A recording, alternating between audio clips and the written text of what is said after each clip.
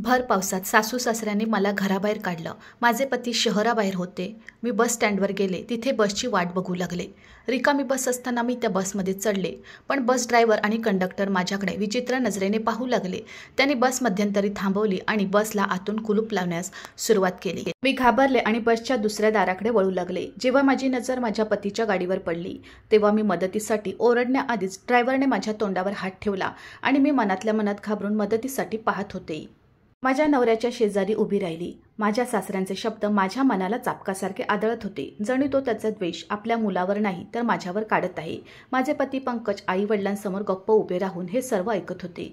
माझा श्वास थांबला होता. अचानक माझ्या सासऱ्यांचे हात हवेत निर्दयपणे फिरताना आणि पंकजच्या चेहऱ्यावर थापटताना पाहून माझे मन हेलावले. पंकजला त्याच्या वडिलांकडून या थप्पडची अजिबात अपेक्षा नव्हती.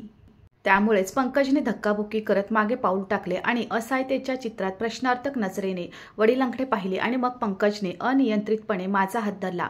चल पायल, आणि मी काहीही न बोलता पटकन त्याच्या सोबत निघाले. आम्हा दोघांना हे घराचे दरवाजे कायमचे बंद होत आहेत. आता मी ते घेऊ शकत नाही. माझ्या वडिलांना माझ्या आनंदापेक्षा त्यांच्या कुटुंबातील सदस्यांची जास्त काळजी आहे. हे घर तुझं नसेल तर ते माझंही नाही. आम्ही दोघेही एकमेकांसाठी खूप काळजीत आणि गोंधळून गेलो आणि पंकजला विचारले, काय बोलतोयस तू? खरंच तुझ्या आई वडिलांना सोडशील का? माझ्या आवाजात अविश्वासू आश्चर्य होते. तो रागाने म्हणाला, मी सांगतो ते कर.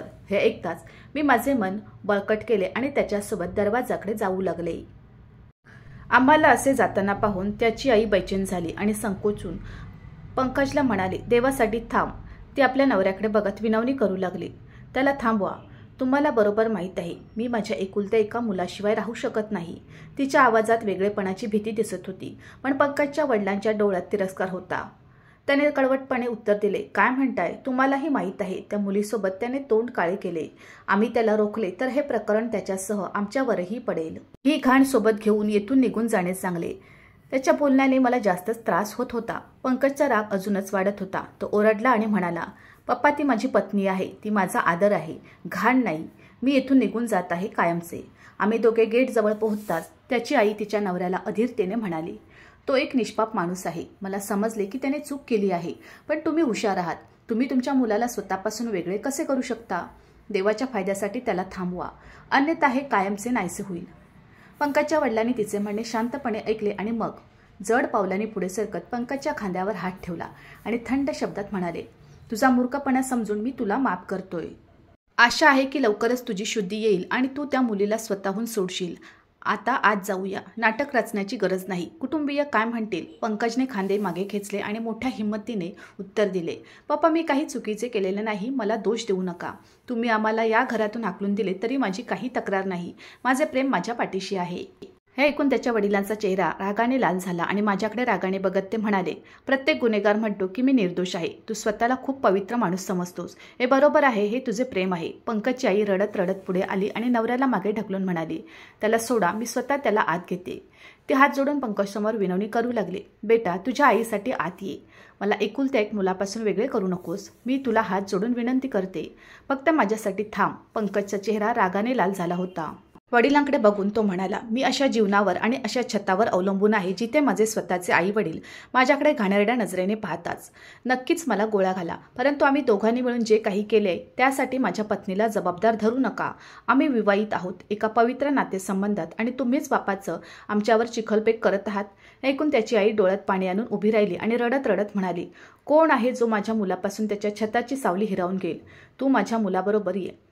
तुझ्यासाठी सर्व मान्य आहे. बाकीचे मन थंड झाल्यावर बघेन. आता आपण आज जाऊया. आईच्या विनवणीने आशेने पंकजचा राग शांत झाला आणि तो घरात आला. मी त्याच्यासोबत काळजीत आणि घाबरून उभी होती. मला स्वतःची खूप लाज वाटत होती. पंकजने आईवडिलांच्या संमतीशिवाय माझ्याशी लग्न केले असते तर हे सर्व घडले नसते. माझ्या सासूशी आणि माझ्याशी बोलले नाही. त्याने माझ्याकडे पूर्णपणे दुर्लक्ष केले.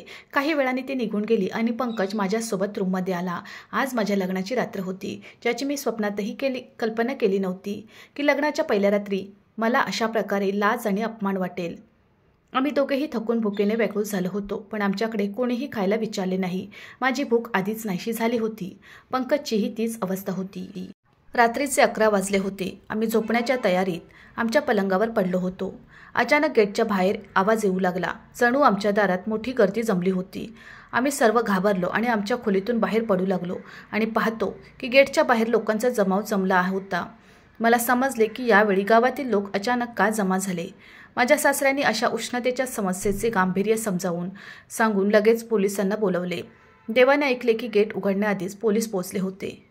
आमच्या गावचे लोक वेशीबाहेर जमले होते. त्यात माझे नातेवाईक आणि माझे वडील इत्यादींचा समावेश होता. पंकजने मला फूस लावल्याचा आरोप ते करत होते. आपल्या मुलीला फूस लावली आहे. जणू त्यांना आमच्या रक्ताची तहान लागली होती.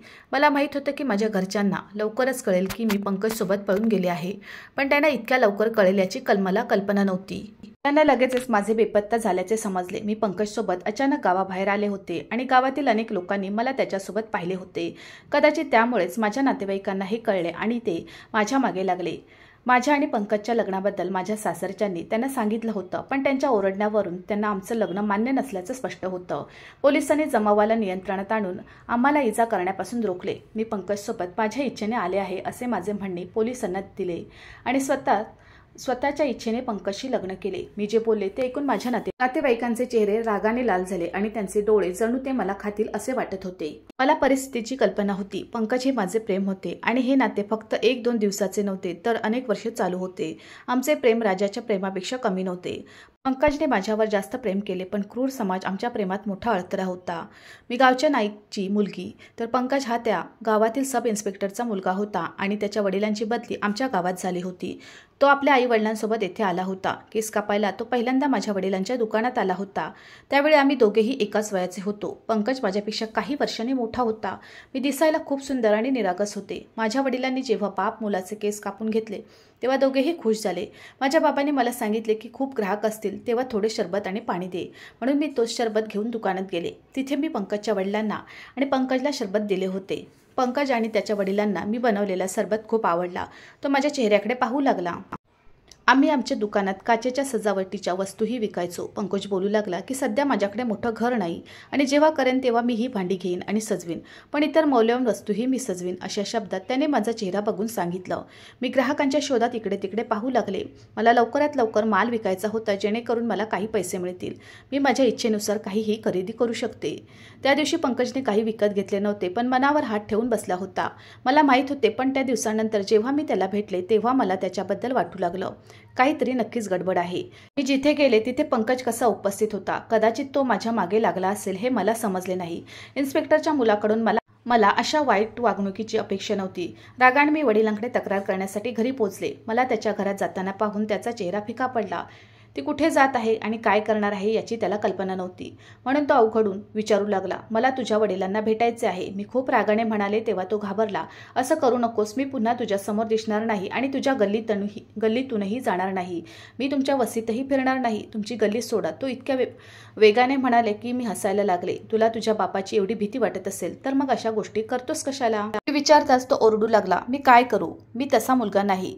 तुझा गैरसमज असेल. मी कधीही कोणत्याही मुलीला फॉलो केले नाही. मला तू आवडली म्हणून मी तुला फॉलो करायला लागलो. त्याने स्पष्टपणे होकार दिल्यावर माझे डोळे आश्चर्याने विस्फारले. माझ्यात इतकं काय विशेष होतं की तो मला आवडला? मी नुकतीच 10वी पास झाले होते. तो बहुधा कॉलेजमध्ये शिकत होता. ते आमच्यासारखे गाव अजिबात नव्हते. आमच्या गावात चांगल्या शाळा महाविद्यालये होती. मुलीही कॉलेजमध्ये शिकायला जायच्या. मला कॉलेजमध्ये प्रवेश मिळावा म्हणून मी वडिलांकडे आग्रह धरला होता, पण वडील म्हणाले की कॉलेजची एवढी फी भरण्यापेक्षा मी तेच पैसे तुझ्या लग्नासाठी वाचवलेले बरे. मी पण माझ्या वडिलांशी जास्त वाद घालत नसे. तर कॉलेजमध्ये येताना मुलींकडे तळमळलेल्या नजरेने बघायचे.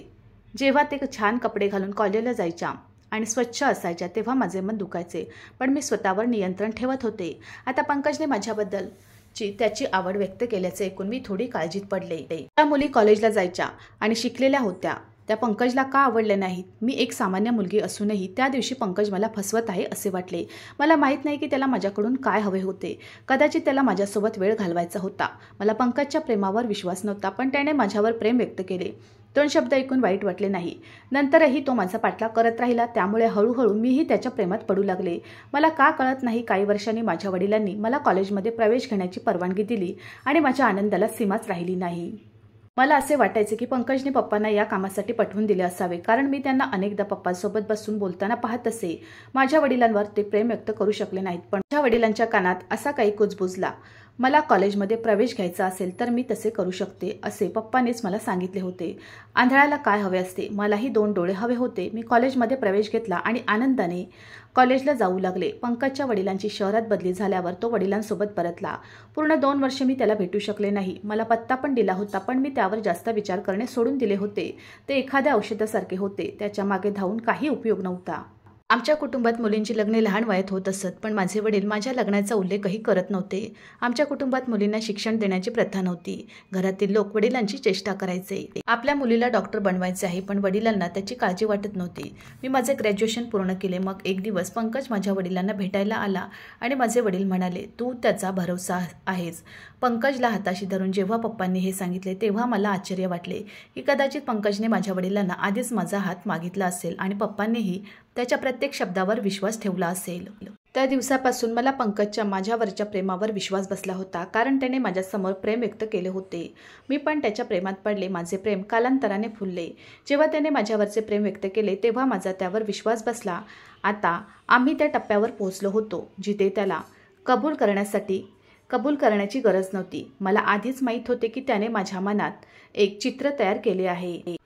आता वडिलांचा आक्षेप नसेल तर मला काय हरकत होती. तो दिसायला चांगला तरुण होता, देखणा होता, चांगल्या कुटुंबातला होता आणि सगळ्यात महत्त्वाची गोष्ट म्हणजे तो आपल्या बोलण्यावर बरीच वर्षे ठाम होता. मला त्याच्याबद्दल इतकी कल्पना होती. तो काही फ्लर्टी प्रकारचा तरुण नव्हता किंवा तो मुलींच्या मागे धावत नव्हता.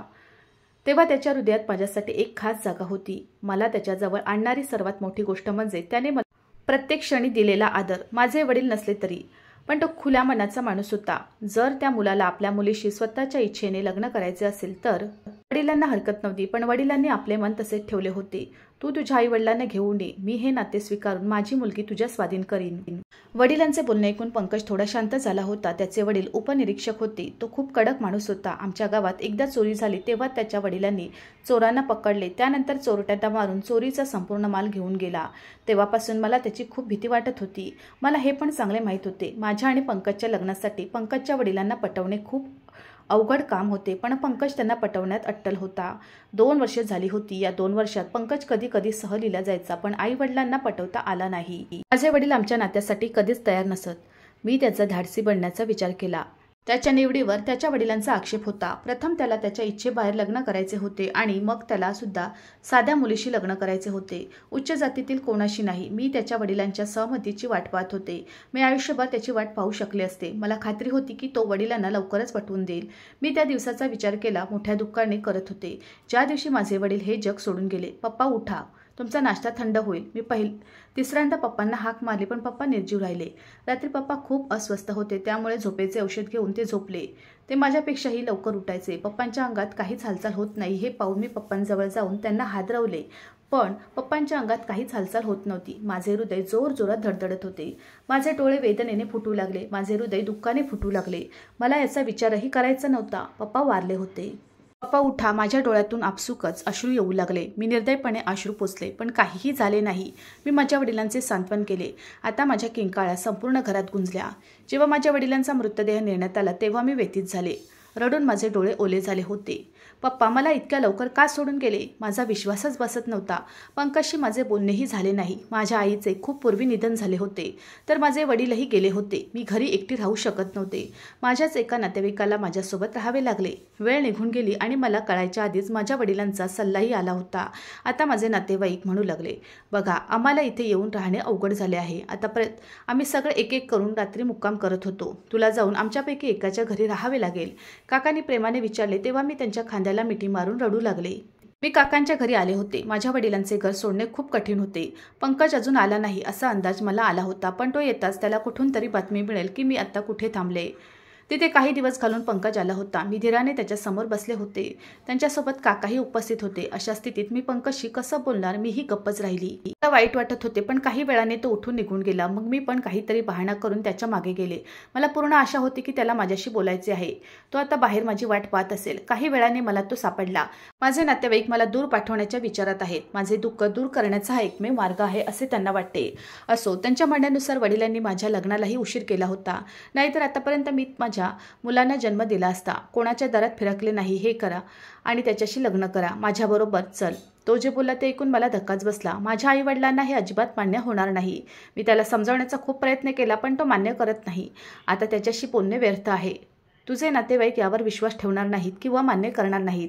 आईवडिलांशिवाय मुलगी एकटी कशी राहणार? त्याचा विचारही योग्यच होता. त्याचा असाही आक्षेप असेल की पंकज आमच्या कुटुंबातील नाही. मला माझे आयुष्य पंकजसोबत घालवावे लागले. पप्पांनाच माझा हात त्याच्या हातात द्यायचा होता. मग मला अजून थांबायची काय गरज होती? मी त्याच्याशी लग्न करायला तयार झाले आणि पंकजने माझ्याशी लग्न करून मला त्याच्या घरी आणले. पण पंकजने त्याच्या संमतीशिवाय एका गरीब मुलीशी लग्न केले, जी त्याची लायकी नव्हती. याची काळजी त्याच्या आईवडिलांना होती. त्याने माझ्या व्यक्तिरेखेबद्दल अनेक वाईट गोष्टीही बोलल्या. वडिलांचे कडवे शब्द मी ऐकत होती. पंकज प्रेमाने माझ्यासोबत होता, मला यात शंका नव्हती. पण माझ्यामुळे तो त्याच्या आईवडिलांच्या नजरेत बदनाम झाला होता. पंकजला घरात जागा नाही असा निकाल त्याच्या वडिलांनी यावेळी दिला होता. त्याला या घरात राहायचे असेल तर त्याला मला सोडावे लागेल. पण पंकज ठाम होता.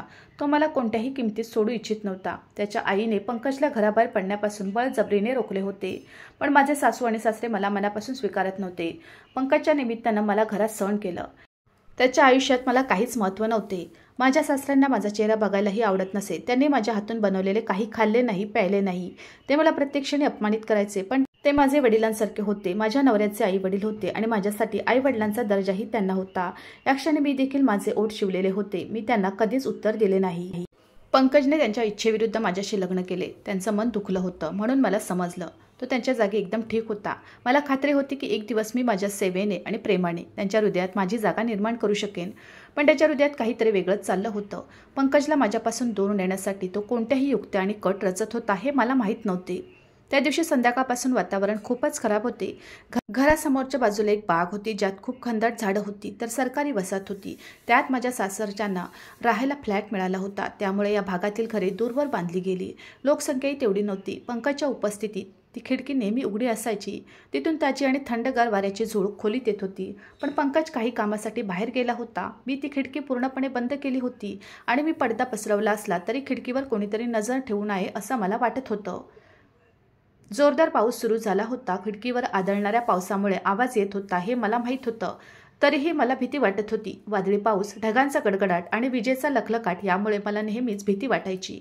उठून खोलीबाहेर आले. समोरच्या अंगणात माझे सासू आणि सासरे उपस्थित होते. तो कोसळणारा पाऊस पाहत होता. मी त्याच्या जवळ बसले. माझे सासरे माझ्याकडे भेदक नजरेने बघत होते आणि माझ्या सासूबाईंना सांगू लागले की तू खोलीत जा. तू माझ्यासमोर येऊन कशी बसलीस?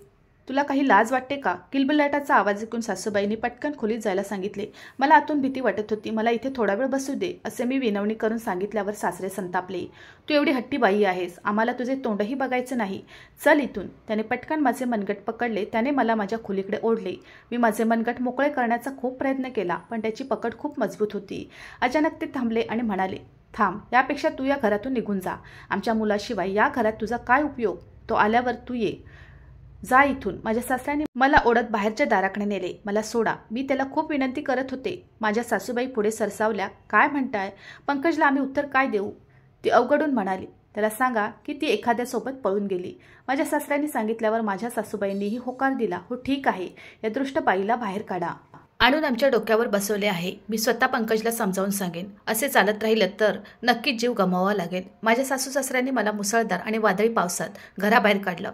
मी इथे कोणाला ओळखत नाही. मी एका बाजूला पळत जाऊन त्या भागातील अनेक घराचे दरवाजे ठोठावले, पण पंकज येईपर्यंत कोणाकडेही गेले नाही. मी मदत मागू शकले असते, पण कोणीही दार उघडले नाही. मी कॉलनी सोडले आणि बस स्टॉपच्या दिशेने चालत गेले, जेणेकरून मला बसमध्ये चढता येईल आणि माझ्या काकांच्या घरी परत जाईल. काकाही माझ्यावर रागावले होते, पण मला माहीत नाही की तिथे माझ्या कसे वागले जाईल. परंतु या क्षणी माझ्याकडे जाण्यासाठी जागा नव्हती. माझ्या काकांच्या घरी किंवा गावात कुठेतरी जागा असेल अशी आशा होती. मला नक्कीच कुठेतरी जागा मिळेल. मी बस स्टँडवर बसून बसची वाट पाहू लागले. एक बस थांबताच मी त्यात चढले. मला वाटले की काही वेळाने आणखी प्रवासीही येऊन बसतील, पण तसे काही झाले नाही. ड्रायव्हरने बस सुरू केली तेव्हा मला आश्चर्य वाटले, कारण संपूर्ण बस रिकामी होती. बसमध्ये माझ्याशिवाय दुसरा प्रवासी नव्हता. कदाचित वादळी पावसामुळे दुसरा प्रवासी आला नव्हता. मी हिंमत एकवटली आणि बसमध्येच बसले. काही अंतर गेल्यावर चालकाने बस एका निर्जन ठिकाणी थांबवली. धक्का बसून पुढे पाहिलं, तिथं दूरवरही कोणी नव्हतं. रस्त्यावर मोजकीच वाहने धावत होती. बस ड्रायव्हर आणि कंडक्टर मला विचित्र दिसत होते. विचित्र डोळ्यांनी पाहत होते. तेव्हा ते काहीतरी बोलण्यात मग्न होते. मी मनातल्या मनात भगवंताचे नामस्मरण करत होते आणि भीतीने थरथरत होते. कंडक्टरने बसचा दरवाजा लॉक केला म्हणून मी पटकन उठले आणि मागच्या दाराकडे पळत गेले, जेणेकरून मी तिथून पळून जाऊ शकेन. अचानक माझ्या पतीची गाडी रस्त्याच्या पलीकडे जाताना दिसली आणि मला धक्काच बसला. तो घरी परत येत होता. त्याने मला पहिल्यांदा असे एकटे सोडले. निघतानाही तो माझ्याकडे खूप काळजीत दिसत होता. त्याला कल्पना होती की त्याचे आई वडील माझे नुकसान करू शकतात. मी त्याला जोरात हाक मारली. माझा आवाज त्याच्यापर्यंत पोहोचू शकला नाही. मी आणखी काही आवाज काढायच्या आधीच ड्रायव्हरने माझ्या तोंडावर हात ठेवला. तो मला मागे ओढत होता आणि मी स्वतःला सोडवण्याचा खूप प्रयत्न केला, पण ते दोघे होते आणि मी एकटी होते. त्याने मिळून माझ्यावर नियंत्रण ठेवले. मी खूप सुटण्याचा प्रयत्न केला. मला माझ्या देवाची खूप आठवण येत होती. फक्त तोच मला या समस्येतून बाहेर काढू शकला असता. ड्रायव्हर आणि कंडक्टर यांच्यात झालेल्या भांडणात मी ड्रायव्हरच्या पोटात लाथ मारली. तो उलटला आणि मागे पडला. कंडक्टर क्षणभर थांबला आणि ड्रायव्हरला उचलण्यासाठी त्याच्या दिशेने सरकला, म्हणून मी पटकन उठले, बसमधून खाली उतरले आणि पळू लागले. त्याने अजून बसच्या मागच्या दरवाजाला कुलूप लावले नव्हते. कदाचित माझ्या ओरडण्यामुळे त्यांना संधी मिळाली नसेल. माझ्या नवऱ्याची गाडी जिथे गेली होती त्याच वाटेने मी पळत सुटले. मला माहीत होते आत्तापर्यंत खूप पुढे गेले असावेत, पण तरीही मला काहीच समजले नाही आणि पटकन पळू लागले. रस्त्यावर काही वाहने जात होती. ड्रायव्हर कंडक्टर काही वेळ माझ्या मागे धावला, पण नंतर मागे वळला. त्यांना माहीत होते की पुढे कोणतेही वाहन त्यांना पाहून थांबले तर त्यांना धोका होऊ शकतो. मी माझ्या मागे पाहिले. तो माझ्या मागे नव्हता, पण तरीही मी पळत होते. धावताना माझा श्वास सुटला होता आणि माझे पाय आणखी दुखत होते. इथे जमिनीवर झोपावे असे मनापासून वाटत होते. माझ्या कशाला काटे टोचत होते, पण मी थांबायची हिंमत होत नव्हती. मी माझ्या सासरच्या घरी पळत सुटले. मी माझ्या नवऱ्याच्या घरी पोहोचले. मी जोरजोरात दरवाजा वाजवू लागले. मला खात्री होती की माझा नवरा घरी उपस्थित आहे आणि आता तो मला वाचवेल. माझ्या सासूबाईंनी दरवाजा उघडला. आता मला पाहताच त्यांचे डोळे आश्चर्याने विस्फारले होते. कदाचित मी परत येईन याची त्यांना अपेक्षा नव्हती. मग अचानक ती आवाज करू लागली आणि मला शिवीगाळ करू लागली. तोंड काळे करून कुठून आलीस? तुझ्या नवऱ्याच्या अनुपस्थितीत तुफान पावसात दुसऱ्या पुरुषाबरोबर जाताना तुला लाज वाटली नाही का? ती छाती पिटत होती आणि गर्जना करत होती. तू आमची इज्जत खराब केली आहेस. तिने फक्त पतीची इज्जत जपली असती. मी आश्चर्याने तिच्याकडे बघत होते. माझ्याच मनाने विचार करणे थांबवले होते. मला काहीच समजले नाही. माझे कपडे पाण्यात पूर्णपणे भिजले होते. माझे हृदय वेगाने धडधडत होते. पंकज कुठे आहे? मी ओरडून माझ्या नवऱ्याला विचारले. तेव्हा माझी सासू थोडी घाबरली. तो घरी नाही. तू इथून निघून जा आणि पुन्हा इथे येऊ नकोस. तिने मला हाताला धरून दारापासून दूर नेले. पंकज काही परतला नाही. त्याचा फोन आला नव्हता. तुझ्या सासऱ्याने तुला इथे पाहिलं तर माहीत नाही ते काय करतील. तुफानी अंधारात माझी अवस्था बघून ती बोलत होती.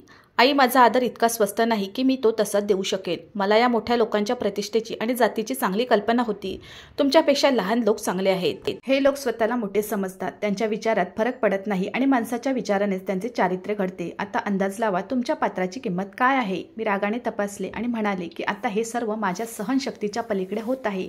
आधी नवऱ्याच्या गैरहजेरीत रात्रीच्या अंधारात वादळी पावसाने मला घराबाहेर काढले आणि आता माझा जीव आणि इज्जत दोन्ही वाचवून मी परत आल्यावर ही महिला मला माझ्या पतीला भेटू देत नाही तर माझ्यावर सर्व प्रकारचे आरोप करत होती.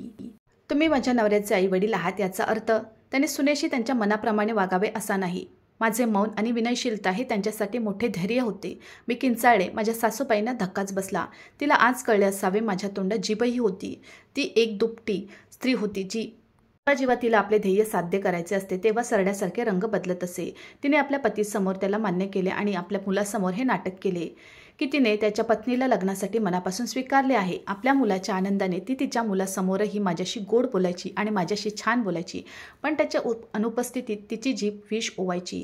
तुझा मूर्खपणा थांबव आणि इथून निघून जा. हे तुझ्यासाठी चांगलं होणार नाही. तिने आज्ञावलीच्या शब्दात बोलून मला दूर ढकलण्याचा प्रयत्न केला, पण आता मी कुणाला घाबरणार नाही, वरचढ होणार नाही. मी धावत दाराजवळ गेले आणि माझ्या नवऱ्यासाठी ओरडू लागले. मला माहीत आहे की तो घरी परतला आहे. मी त्याची कार वाटेत पाहिली होती. माझा श्वास रोखण्याचा प्रयत्न करत होता आणि मी दार बंद करण्यासाठी दरवाजापासून दूर जाण्याचा प्रयत्न करत होते, पण मी दारात उभी होते त्यामुळे तिला दरवाजा बंद करता आला नाही. तेव्हा माझे पती अडचणीत धावू लागले आणि माझे सासरे पण त्यांच्या मागे होते. मला पाहून नवऱ्याच्या चेहऱ्यावर थोडासा दिलासा पसरला, पण सासऱ्यांची मात्र रागाने वाईट अवस्था झाली होती. आता तू कोणत्याही किमतीत या घरात पुन्हा येऊ शकत नाही. एवढ्या रात्री तू तोंड काळे करून का परत आलीस मला कळत नाही. इतक्या वादळी पावसात तू तुझ्या कोणत्या मैत्रिणीला भेटायला गेली होती? अशा धारदार शब्दाच्या हल्ल्याने मला हादरवून सोडले होते. मी माझ्या नवऱ्याकडे दुखावलेल्या डोळ्यांनी पाहिलं. तो वडिलांकडे आश्चर्याने पाहत होता. ती बाई या घरात पाऊल ठेवणार नाही, नाहीतर मी आता या सगळ्या गोळ्या छातीवर घेईन. त्याने खिशातून पिस्तूल काढले आणि पिस्तुलाची टीप छातीवर ठेवली. हे दृश्य पाहून मी पूर्णपणे स्तब्ध झाले. पंकजही आश्चर्याने उभा होता. पंकजला त्रास झाला आणि म्हणाला, पप्पा तिने काय केले की ती आत येऊ शकत नाही? हा माझा आदर आहे. पंकजला असहाय्य वाटले आणि म्हणाला, आता आदर होता, फक्त तिला तुझ्या अनुपस्थितीत जाऊ दे, कुणालाही सांगू नकोस. ती संध्याकाळीच घरातून निघून गेली होती. तिने अख्खी रात्र कुठे आणि कोणासोबत घालवली माहीत नाही. तिचे स्वरूप पाहून तुला काय वाटते? ती नीट परत आली आहे? वादळी रात्री ती बाहेर काय करत होती? तिला इथे कोणी सोडलं नसेल. ती तिची इज्जत पणाला लावून आली आहे. तुझ्या आईच्या सांगण्यावरून मी तिला एकदा या घरात जागा दिली होती, पण आता मी तिला जागा देणार नाही. माझ्या सासऱ्यांनी जोरात घोषणा केली होती. मी पंकजकडे पाहू लागले. तो काय निर्णय घेणार? तुला वादळी रात्री तोंड वर करून घराबाहेर पडायला कोणी सांगितले? मी घरी नसताना तू घराबाहेर का गेलीस? पंकज रागाने गर्जना करत म्हणाला. पंकज, मी स्वेच्छेने केले नाही. त्यांनी मला जबरदस्तीने घराबाहेर हाकलून दिले. मी खेदाने त्याला माझ्या बचावात सांगितले की मला माहीत नव्हते की मला माझ्या पतीला देखील स्पष्टीकरण द्यावे लागेल, पटवून द्यावे लागेल.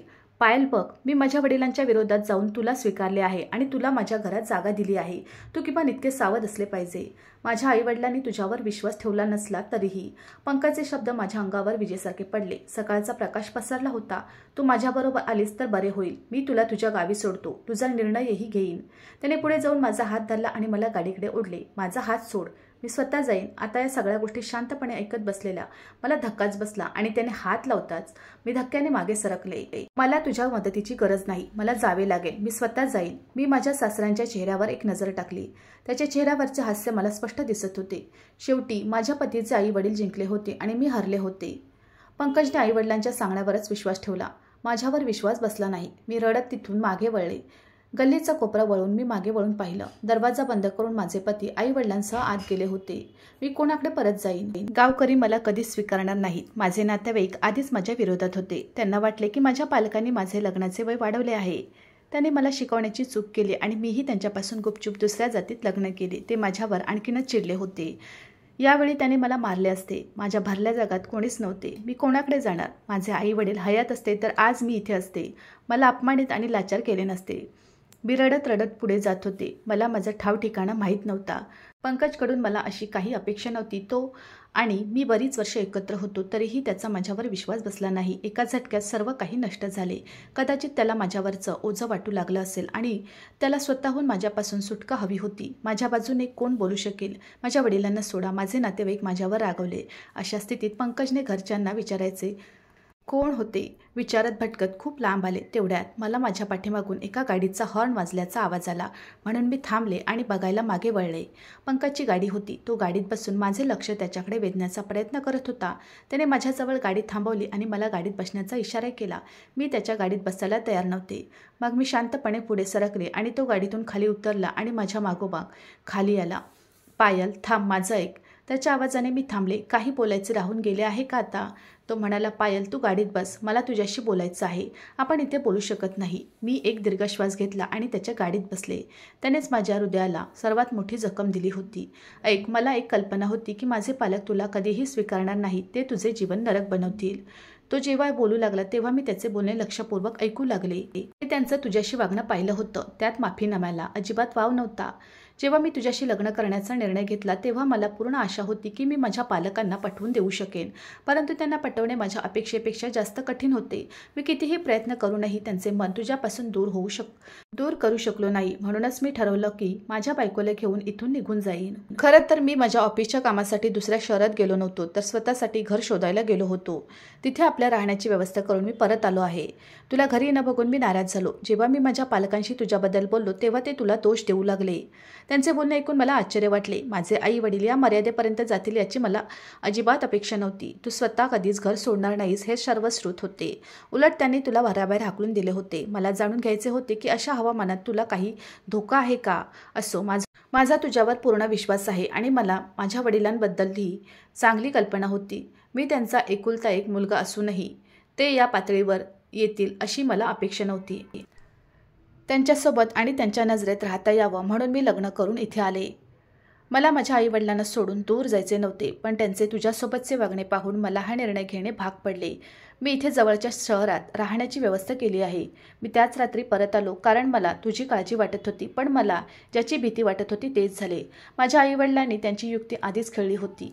मी तुला अडचणी शोधण्यासाठी बाहेर जाणार होतो तेव्हा मला बाहेरून आवाज आला आणि तू दारात हजर होतीस. माझे पालक तुला दोष देत होते आणि जेव्हा माझ्या वडिलांनी पिस्तूल काढले आणि माझ्या छातीकडे दाखवले तेव्हा मी घाबरलो. जर पप्पांनी स्वतःला मारले असते तर मी स्वतःला दोषी समजले असते, कारण ते माझ्या पत्नीमुळे झाले असते. मी त्यांना माझ्या वेगळेपणाबद्दल सांगितले असते तर त्यांनी रागाच्या भरात तुला गोळ्या घातल्या असत्या. ते त्यांच्या एकुलत्या एक मुलाला गोळ्या घालू शकले नसते. तुला मारल्याबरोबर मी स्वतःला मारले असते, म्हणूनच मी माझ्या वडिलांना अडचणीत टाकू शकलो नाही. म्हणून मी तुला इथून त्यांच्या समोर काढण्याचा विचार केला, कारण मला तुला दुसऱ्या घरी घेऊन जायचे होते. जर अशी समस्या उद्भवली असेल तर मी या समस्येचा फायदा घ्यावा हा विचार करून मी तुला घटस्फोट द्यायला सांगितला आणि माझ्या आयुष्यातून बाहेर पडण्याचा निर्णय घेतला. कारण जर मी माझ्या बायकोला तिच्या आईवडिलांसमोर घेऊन दुसऱ्या शहरात गेलो असतो तर त्यांच्या मनाला कसली तरी दुखापत झाली असती. पण असे केल्याने काही झाले असते. मी तुला दुखावले, पण हे सर्व वेळेबद्दल होते. मी तुला सोडून कसे जाऊ? माझ्यापेक्षा तुझ्यावर जास्त विश्वास आहे. मी हे फक्त माझ्या आईवडिलांसाठी केले आहे. मला माफ कर. मला तुला कधीही दुखवायचे नव्हते. मी वचन देतो की आजच्या नंतर मी तुझ्या डोळ्यात एकही अश्रू येऊ देणार नाही. आता तू माझ्याबरोबर चल. तू तुझं नवीन घर दुसऱ्या शहरात बसवायचा प्रयत्न कर आणि मी तुझं सामान इथे घेऊन येईपर्यंत माझ्या आईवडिलांना सांगेन की तू कायमची निघून गेली आहेस. म्हणून मी तुझं सामानही घराबाहेर काढत आहे, जेणेकरून माझ्या हृदयात तुझी आठवण राहू नये. काही वर्षांनी माझी या शहरात बदली झाली तर मी पुन्हा तिथेच राहीन. जेव्हा मला वाटेल तेव्हा मी माझ्या पालकांना भेटेन, कारण त्यांना माझ्या बदलीबद्दल ऐकून जितके दुःख होईल तितके ते ऐकून दुःखी होणार नाहीत. की मी घर सोडले आहे आणि माझ्या पत्नीसोबत कायमचं राहायला आलो आहे. पंकजचं ऐकल्यावर तो मला एवढी मोठी बातमी देईल यावर विश्वास बसत नसून मी उत्सुकतेने त्याच्याकडे पाहिले. मला वाटले की त्याने मला खरोखरच त्याच्या आयुष्यातून काढून टाकले आहे. तुम्ही खरं बोलताय ना? मी मोठ्या आत्मविश्वासाने विचारले तेव्हा तो हसला. मी तुझ्यावर खूप प्रेम करतो. मग तुझा माझ्यावर विश्वास नव्हता का? मी तुझ्याशी हे कसं करू शकेन असे तुला कसे वाटले? त्याचे बोलणे ऐकून मला लाज वाटली. प्रत्यक्षात ही समस्या होती. मला वाटले की कदाचित तू माझा विश्वासघात करून मला एकटे सोडले आहेस. असे नाही. त्याने माझे दोन्ही हात हातात घेऊन धरले. आयुष्याच्या कोणत्याही टप्प्यावर मी तुला एकटे सोडणार नाही. माझ्या वाटेवर कितीही अडचणी आल्या तरी मी तुझ्यासमोर ढाल बनून उभा राहीन. त्याने ते मोठ्या प्रेमाने आणि धैर्याने सांगितले आणि मी त्याच्या प्रत्येक शब्दावर मनापासून विश्वास ठेवला. मी मोकळेपणाने हसले. मग आम्ही दोघेही असेच जगू लागलो. आई वडील आनंदी आहेत आणि आपणही आनंदी आहोत. मित्रांनो, मला आशा आहे की तुम्हाला आमची कथा आवडली असेल. कथा आवडली असेल तर व्हिडिओला लाईक करा. चॅनलवर नवीन असाल तर चॅनलला सबस्क्राईब करा. आणि हो, नोटिफिकेशन बटन दाबा, जेणेकरून तुम्हाला पुढील अपडेट सर्वात आधी मिळतील. तुमचा मौल्यवान वेळ कथा ऐकण्यासाठी दिल्याबद्दल धन्यवाद. पुन्हा भेटू अशाच एका नवीन कथेसोबत.